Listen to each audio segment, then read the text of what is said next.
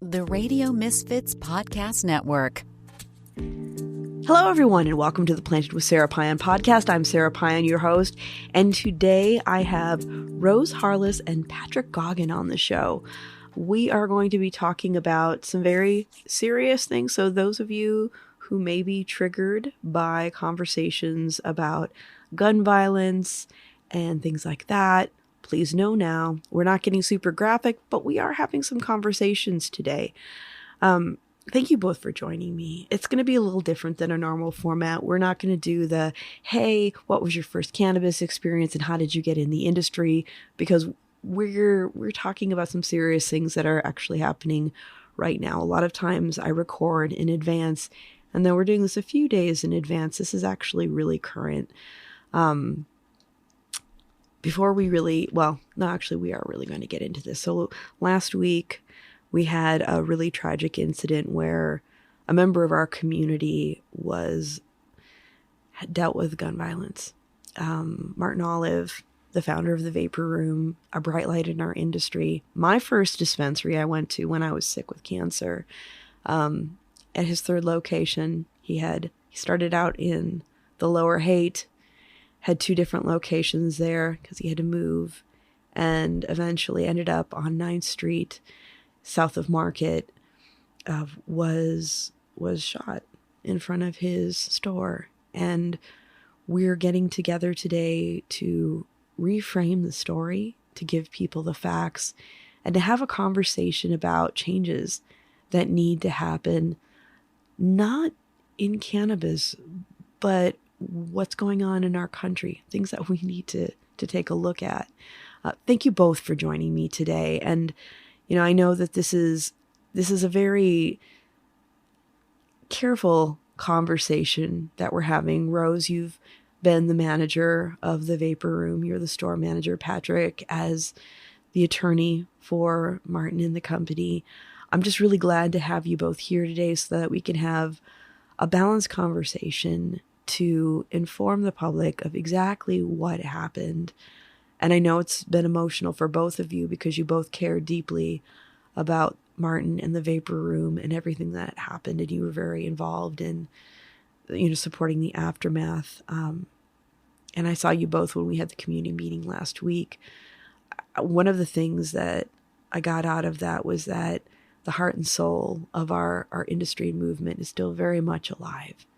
There were a lot of amazing people in our community that came to support, and just to know that Martin is held in such a tender, loving place, it brings me hope to what the change that we can make in this industry and our greater community beyond cannabis. So thank you for joining me. Thanks, Sarah. Good to be here. Thank you. I'm glad we could have this. Yeah. If you don't mind, can we start out with what exactly happened that day? So, Rose, why don't you begin? Mm-hmm. So on Monday, the 27th of January, Martin was having a smoke break out in front of the shop because unfortunately he was a cigarette of the apartment building above the shop. Came up and just attacked him. It was unprovoked. This man had lived in the building upstairs for quite some time and was not a customer at the store. I myself had no interactions with him besides seeing him a few times coming and going. None of our door people had any negative interactions with him. And it is an absolute miracle that Martin is alive. Yeah. It's also an absolute miracle that he's out of the hospital. And yesterday he walked 7 blocks. What? Yeah. He went with his friend and caretaker right now, Tiffany, to get his mobile phone replaced because somebody, after the shooting, stole his phone while his life was being saved. Wow. The shooter's e-bike was also stolen from the scene while help was being appropriated to the places it needed to be. That's wild. I mean, for people who have not been to the vapor room, you have to understand that the store itself is welcoming and warm, and it's a really wonderful experience to visit. However, the walk up can be challenging because that street and 6th Street have always been challenging areas in the city. San Francisco in general, like when you see, if you're listening to this and you're from another part of the country, sometimes you see the national news bagging on San Francisco, and they take these videos of areas like, oh, it's going to hell, it's all crazy. Well, the truth is that most of San Francisco is actually quite all right. But there are these areas where where a lot of our unhoused community, and especially, when we look at like from a harm reduction perspective, there is a lot of drug abuse on the streets in those areas. And so it can be a little gnarly going up there.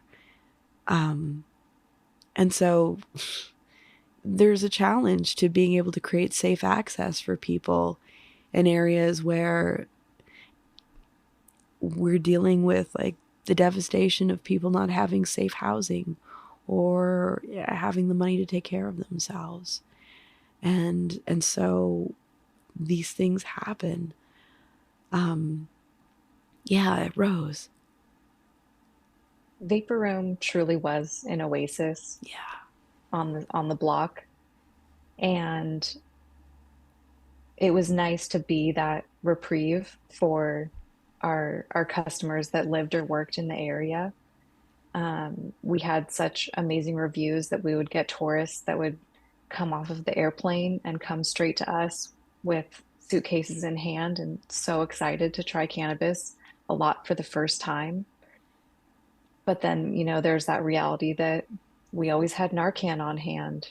And if there was a medical emergency happening outside of our shop, we would go and do what we could to help and call 911 right away and try to have the best relationship we could with the community that was existing on 9th Street.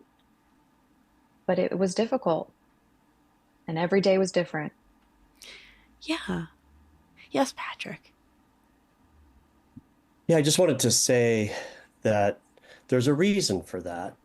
And that is that the way the map in this city was created to create green zones where these operations could exist, they were pushed into quite often these unsavory locations.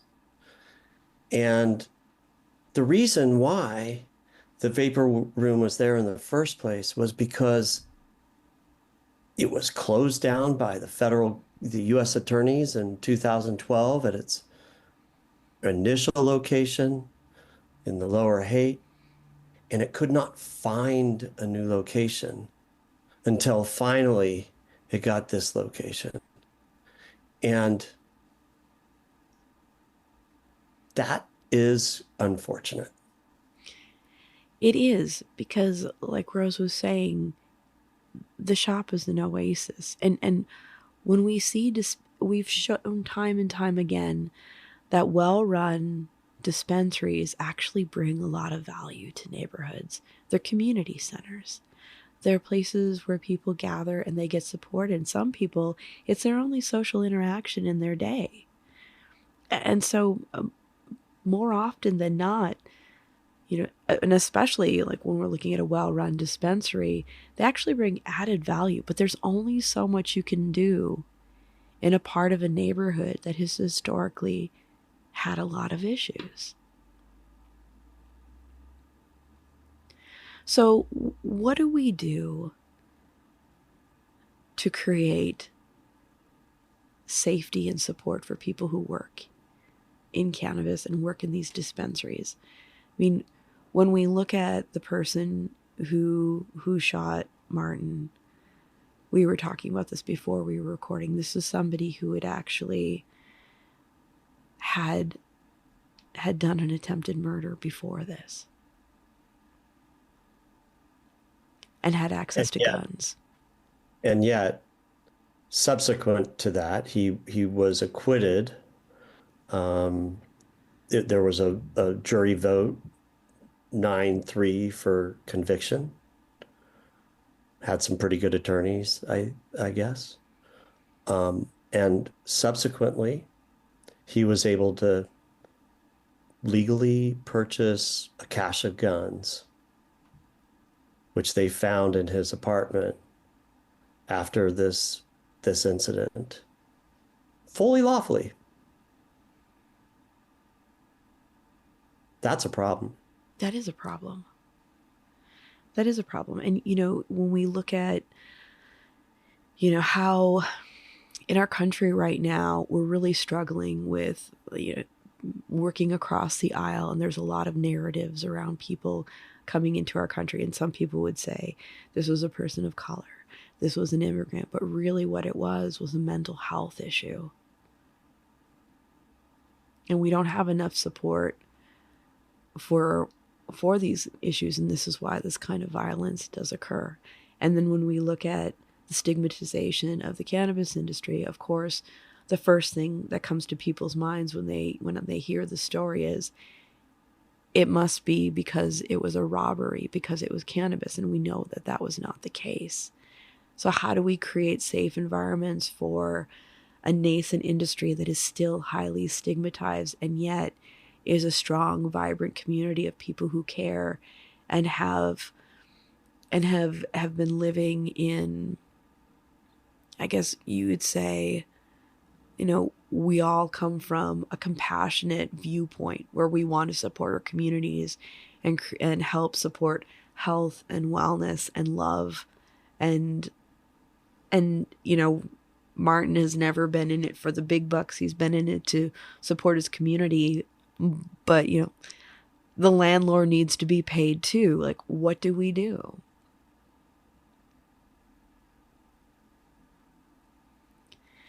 It's a really hard thing. What were you going to say, Rose? I think we're in a tougher landscape now because going through this experience, I have seen firsthand how important those clicks are to the media and how that dictates how they craft their headlines. Because I heard from so many people in those first few days assuming got shot when that was not the truth at all of the situation. Yeah. You know, Martin has suffered from depression.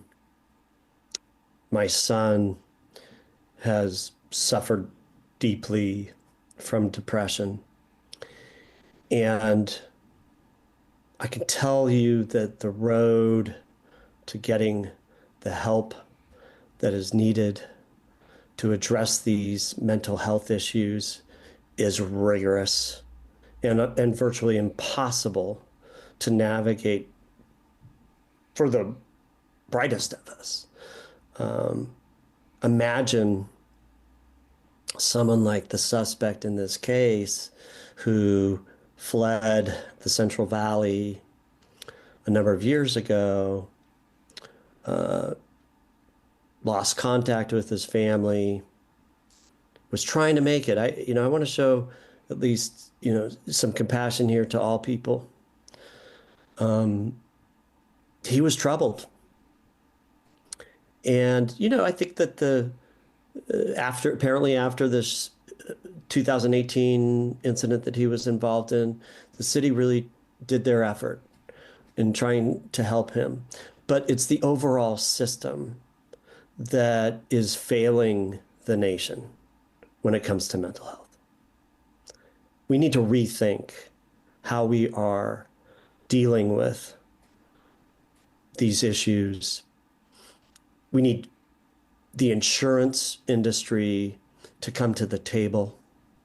We need our Congress people to be working with the people and the carriers and do something to stop this type of thing from happening, to allow someone with serious mental health issues after almost murdering somebody to gain access to guns is like a science fiction novel, and yet it's our reality.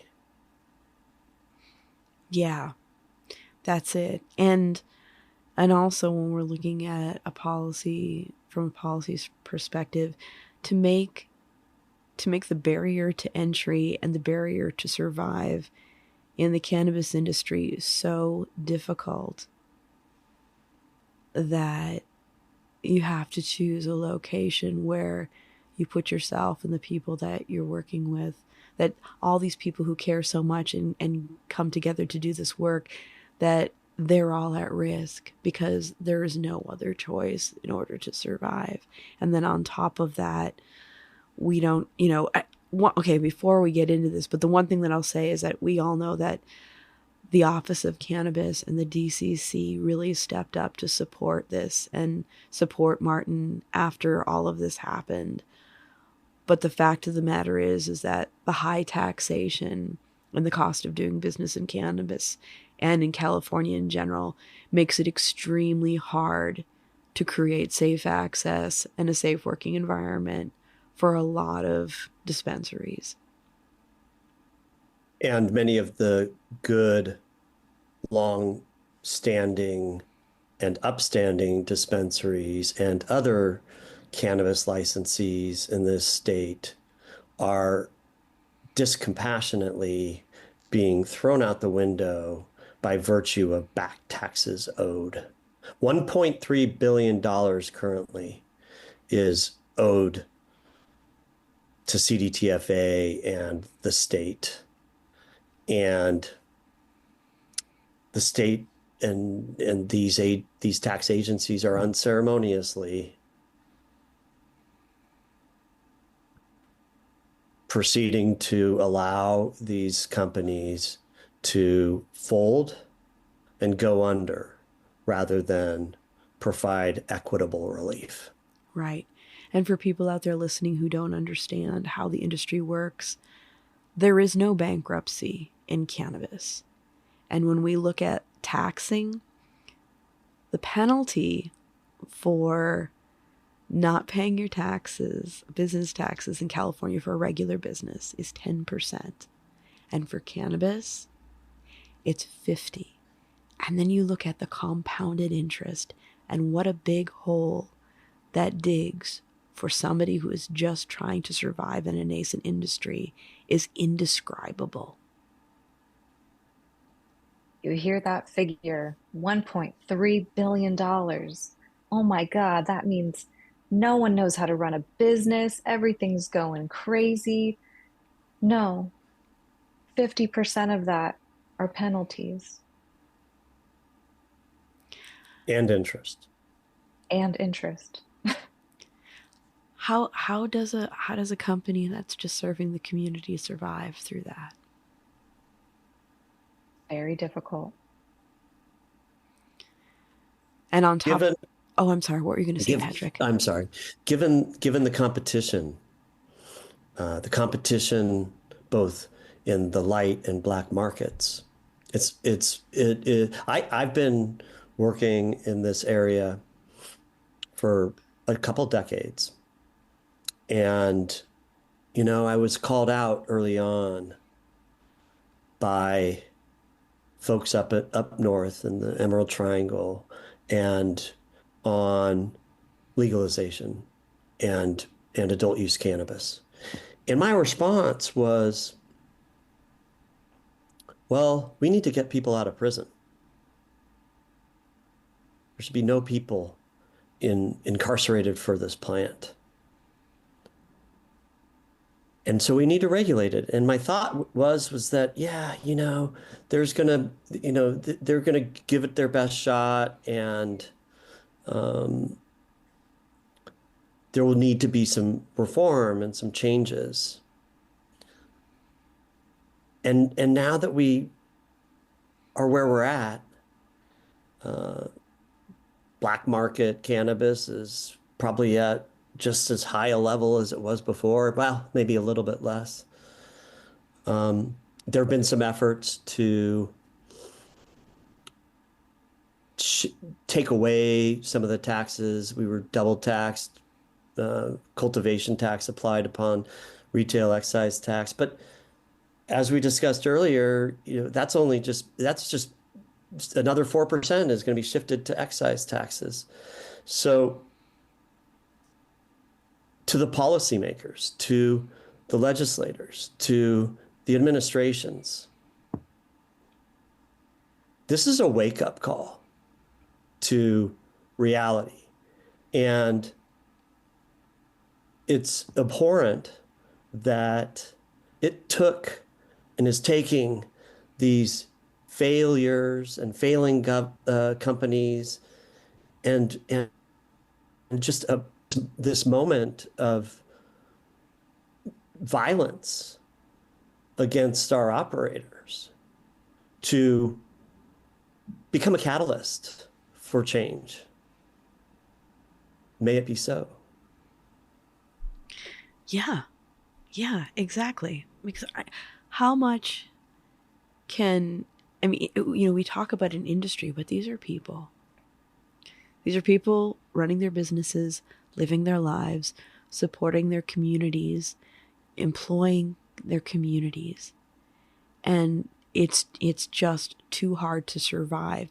People want to do the right thing.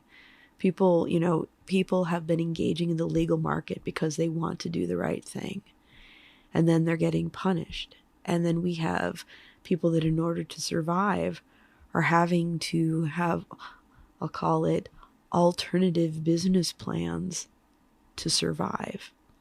How does that make sense? How does that create, how does it serve the constituents? Because when we look at, and I'm not even talking about big business, I'm not talking about large companies, I'm talking about small dispensaries like the Vapor Room and small craft farmers and people that when they do business, that money stays in their communities. Those jobs stay in their communities. And how do we talk to the people who are responsible for creating these policies and get them to understand that we're drowning? There is no industry that can survive in this. Cannabis has been wrongfully thought as a panacea for all of the problems with the state and the money that is needed to support programs. We can barely support ourselves. This is not like back in the day when I first started in the industry where, farmers were making $3,500 a pound. That is not the case. I think one of the biggest changes from Prop 215 to Prop 64 is we lost the connection to the patient when they became a customer.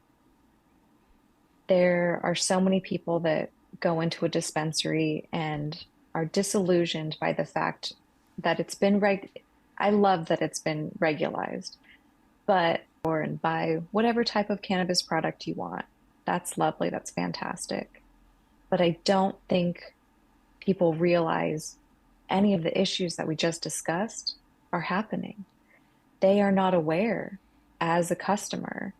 They are not aware of if it's a corporate cannabis company that owns that dispensary that they're walking into, and that you can go to the DCC's website and click a little toggle button and it'll show you the equity applicants in your city.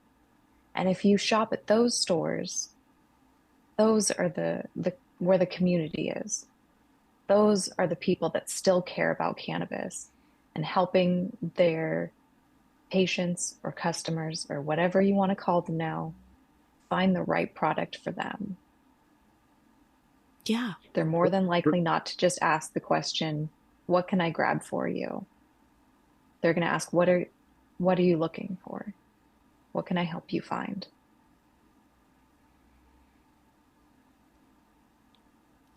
I just wanted to say, for those of you who don't know, the DCC is the Department of Cannabis Control and the overarching agency regulating the distribution of cannabis in the state of California.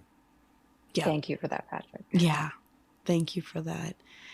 And it's a difficult job because they do not create the regulations. They're given the regulations to uphold.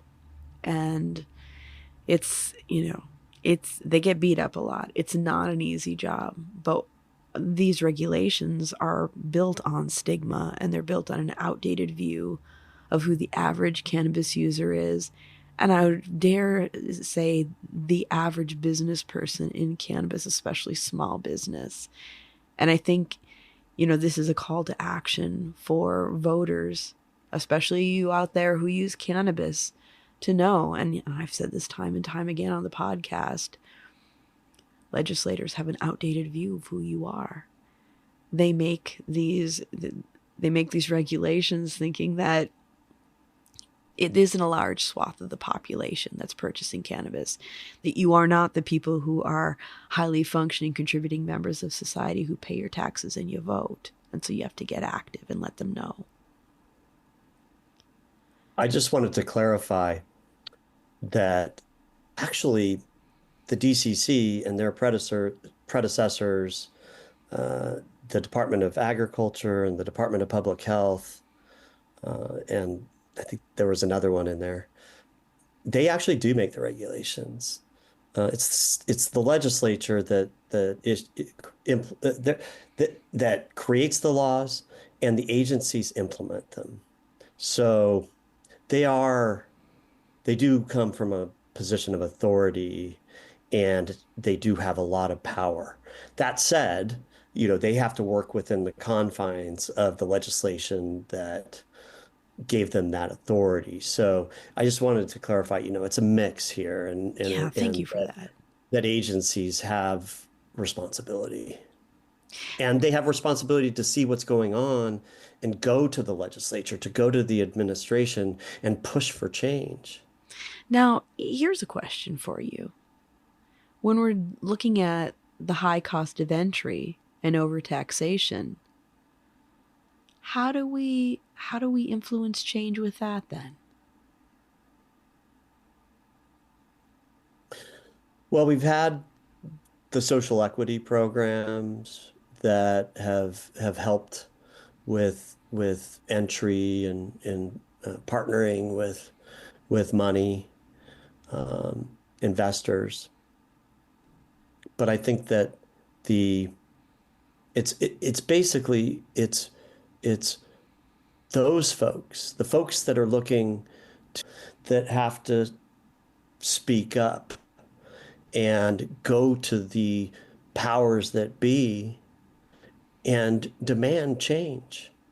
I can tell you, I did a lot of work early in my career on other environmental issues, and I saw corruption and felt that I was touching corruption at the highest levels within the judicial system. And it crushed me that the work that I had set out to do was destined to fail. And it was at that point, though, that I realized that if the system is not going to listen and act equitably, then we need to change the laws. And first, I worked on the relegalization of industrial hemp in this country. And we worked in California on passing the Hemp Farming Act. And we got routed and shut down by Governor Schwarzenegger. We got it through the legislature, and not only did we get it through the legislature, we got it through the legislature 3 times, only to face 3 vetoes. And finally, under Governor Brown, who vetoed it once, we were able to finally get it passed. From after 8 years. In 2013, it was passed. And it was conditioned on federal authorization. But we changed the law. And we rewrote the law. We can do this. The lobbyist for the Narcotic Officers Association, the Police Chiefs Association, God love him, John Lovell, he attacked us at every turn, and he championed his success, or broadcasted his success, that no bill he ever opposed was passed. We defeated him in 2013, and shortly thereafter he retired. And we did the same. The folks that got advocated and got Prop 215 passed initially, they have just as harrowing a story. Mm-hmm. But they did that. These courageous souls have gone out to change the law, and we're called to fight and dust ourselves off and get back at it. We can't allow failure to be the demise of progress. Yeah. I mean, it's a heavy lift. There's a lot of people who are really tired. You know, we have it seems like, you know, to use the old term, we're robbing Peter to pay Paul. It's like people are looking at, do I pay my taxes? Do I pay my vendors? Do I pay my employees? I can't pay everybody. The well is dry. And so my biggest fear, and I don't think I'm alone in this, is, will we be able to create reform before everybody's gone? That is an excellent question. And I think recognizing that we are in this situation is the first step, because, like I was alluding to before, I don't believe that the common cannabis user is aware that any of this is happening. Because any time that I've spoken to someone outside of the cannabis industry, their instant reaction is, wow, I had no idea. Yeah. Really?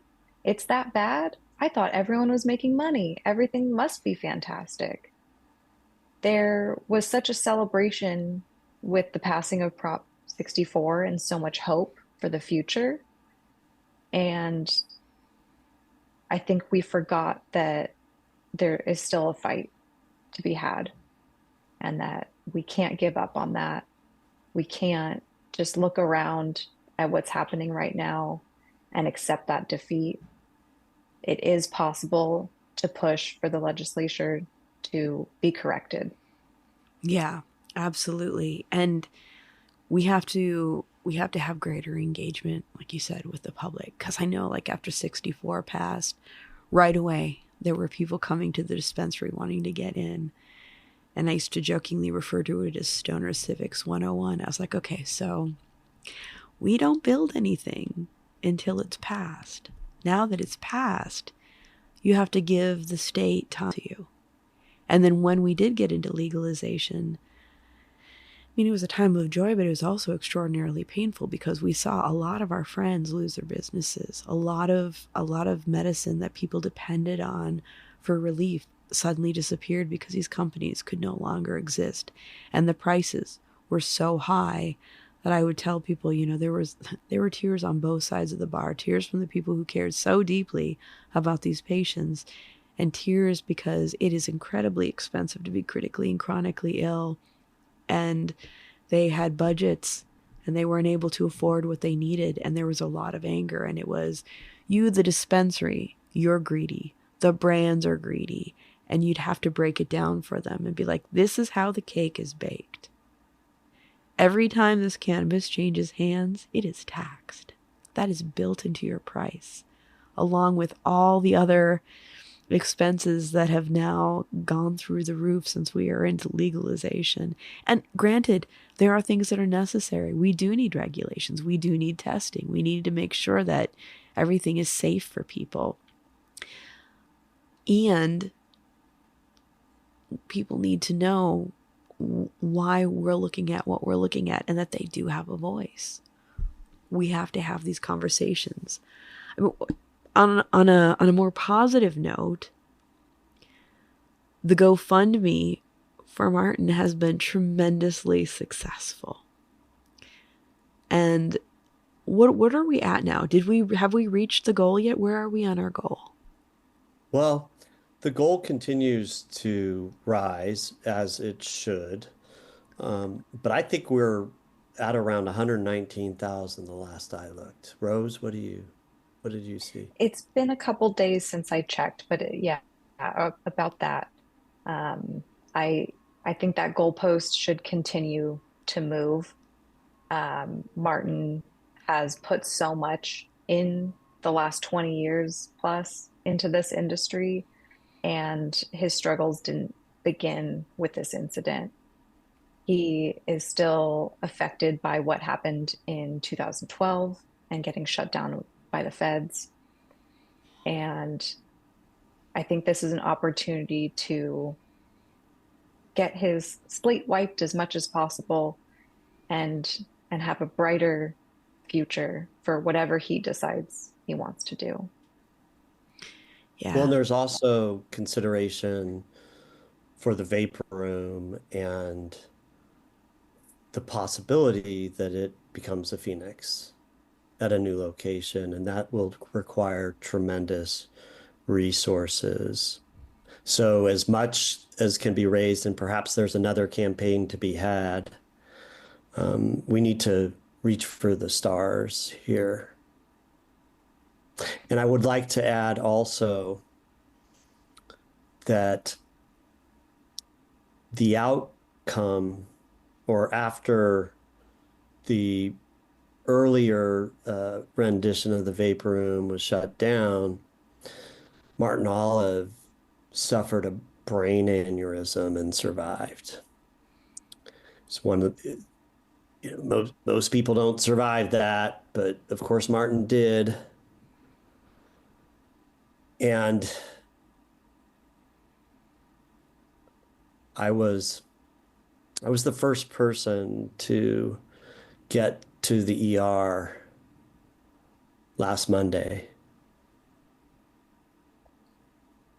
And I saw him covered in blood. And excuse me if I get emotional. Oh no, it's fine. And the first thing I asked him was, well, I told him I was there. He could barely open his eyes. His mouth and teeth were caked in blood. And I asked him if he recognized the person, because at that time we didn't know what was going on and who he was. And he said no. And he said, I didn't do anything. And he said, why does this just keep happening? And I didn't have an answer for him.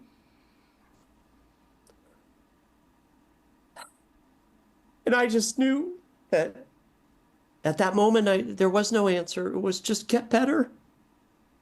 Yeah. Survive this. And what an amazing turn of events. So inside of this tragedy comes with this tremendous beauty. Beauty in humanity, in the community, and those selflessly stepping up and taking action.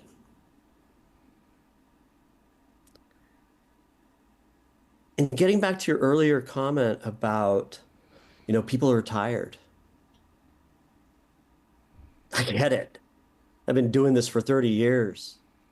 I've failed so many times I can't count. And I'm tired. But we got to take care of ourselves. And we got to stay on mission. And take care of each other. And take care of each other. Yeah. But first and foremost, get rest, get exercise, eat well, take your medicine, whatever that is. But take care of yourself so you can be in the game and be in the fight and continue to advocate with us as a collective, as a community, as a grander, bigger community, all, wherever you stand on the divide and the divisiveness within this country, we can't give up hope.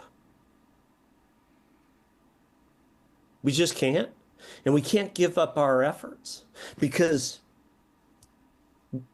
I want to survive. I want my children to survive. And I want the planet to survive as we know it. But right now, nobody's talking about climate change. Nobody's talking about where we're at as a humanity. We're talking about going to Mars and cutting costs and firing people and treating people as though they are somehow different because of the color of their skin and the culture in which they exist. We have to speak truth to the powers that be, that are, in my opinion, frankly, heading us, directing us to the cliff. And perhaps we're already off that cliff, but man, we need to build and surround ourselves with protection to be able to survive the fall from the cliff. This is a call to action. It is. It is a call to action. And when you look at what happened to Martin, I mean, it's awful. And that there's something as horrible as it is, there was something that was protecting him, because those 7 shots all missed very closely some very vital places that could have killed him. And the fact that there were paramedics on the street and there was a nurse on the sidewalk, there's something there. And the fact that he's so loved and we've all come together to support him, it doesn't make it any easier for him.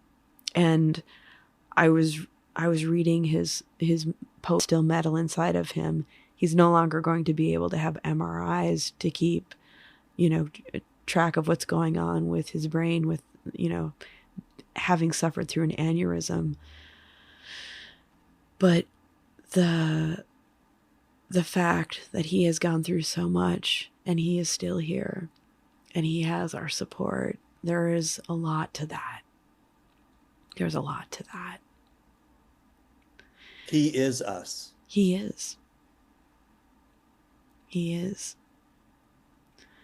And for people who would like to, and for those of you out there, if you can, and I know it's tight for a lot of us, but if you can donate to the GoFundMe, please do. And I know I was going to read it off on the podcast, but it's a lot. But if you Google GoFundMe and Martin Olive, it will come up. So please give if you can, because it takes all of us. It does. It takes a community. It takes a village for us to all take care of each other. And we are going through very challenging times, not just in cannabis, but in our world. And we need more support and more love for one another, because together is the only way that we're going to make it through all of this. As we close, are there any other things that the both of you would like to share with our listeners?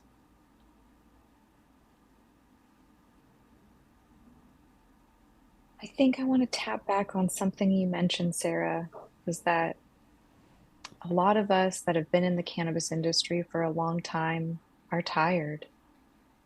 And I think it's time to tap into this new emerging stoner community that I'm sure exists. I'm not a part of it because I'm too old, but there's so many people have that are 21 to 25, and cannabis has been a part of their life for many years already, and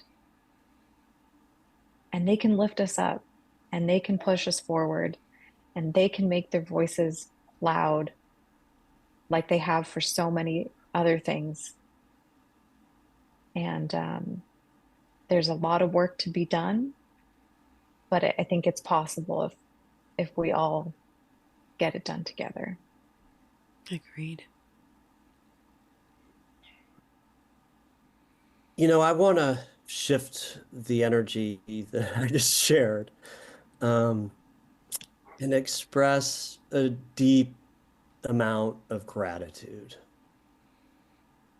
to the nurse, to the medics, to the amazing police, to the district attorney's office, to the Office of Cannabis, to the DCC, to the administration. I have some feelings and opinions that I've expressed, but first and foremost, and most important, is to express gratitude, because we don't do that enough.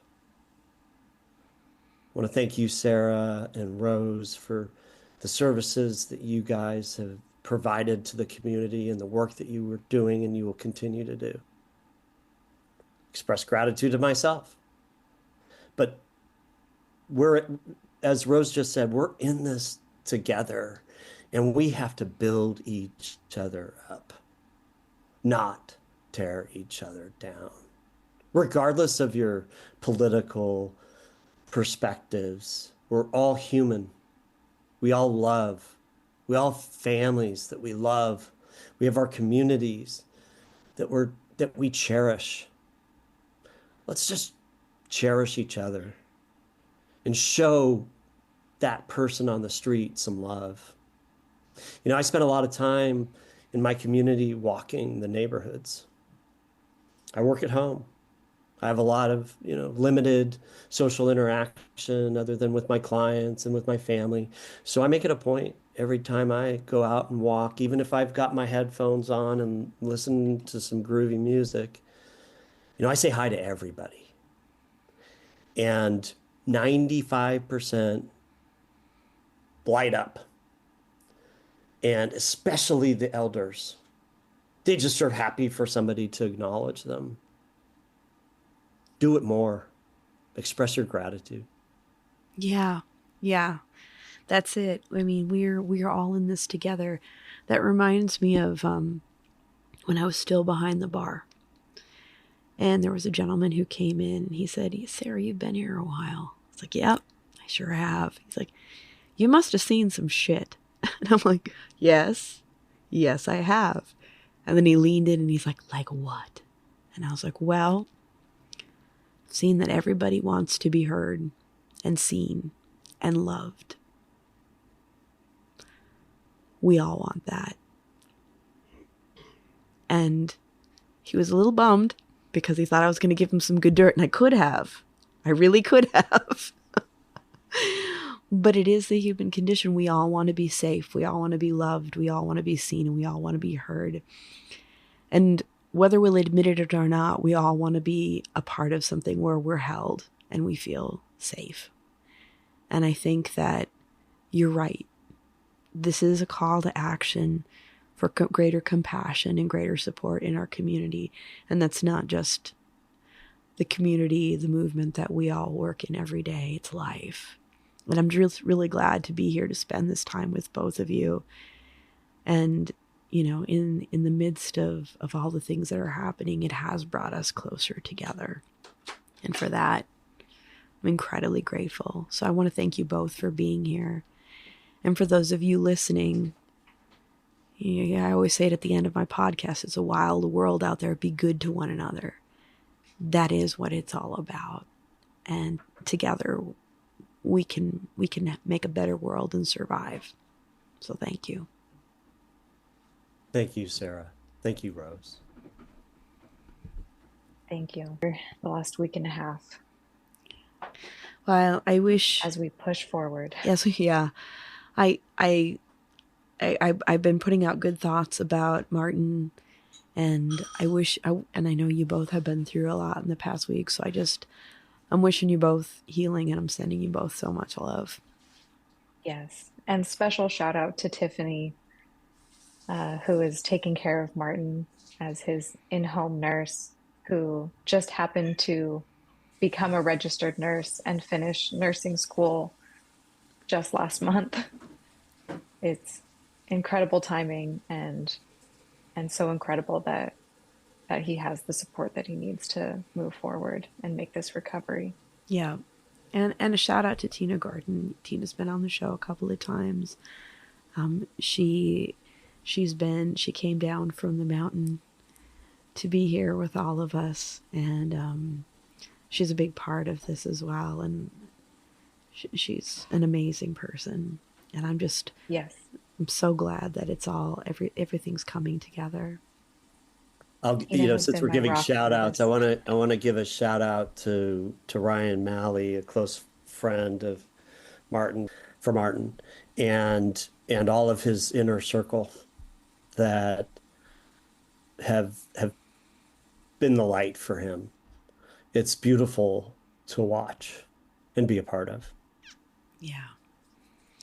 Yeah, this is it's heavy. And one of the gifts is that it's brought a lot of people together. So let's keep doing it. Let's keep being together. Let's keep it moving. Let's create some positivity and just know that we have each other's back. And for all of you out there, do the same. Thank you.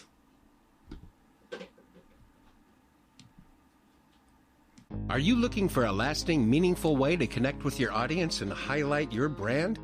Well, listen up, because Planted with Sarah Payan is taking on new sponsors. Here's a powerful stat. 20% of listeners are more likely to support brands they hear about on a trusted podcast. And 60% actually look up that product after hearing about it. That's the power of podcasting.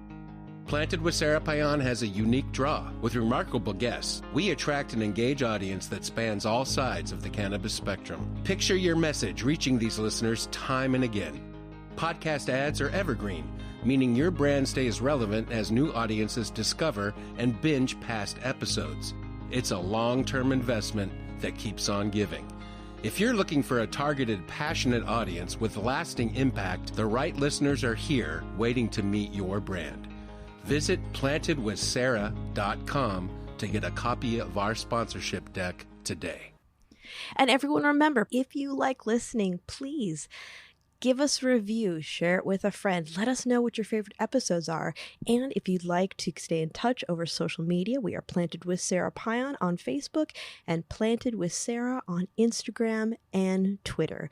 You can also go to our website, www.plantedwithsarah.com, or listen to us on our parent network, Radio Misfits Network, where there are other great podcasts, like one of my favorites, the Winemakers Podcast.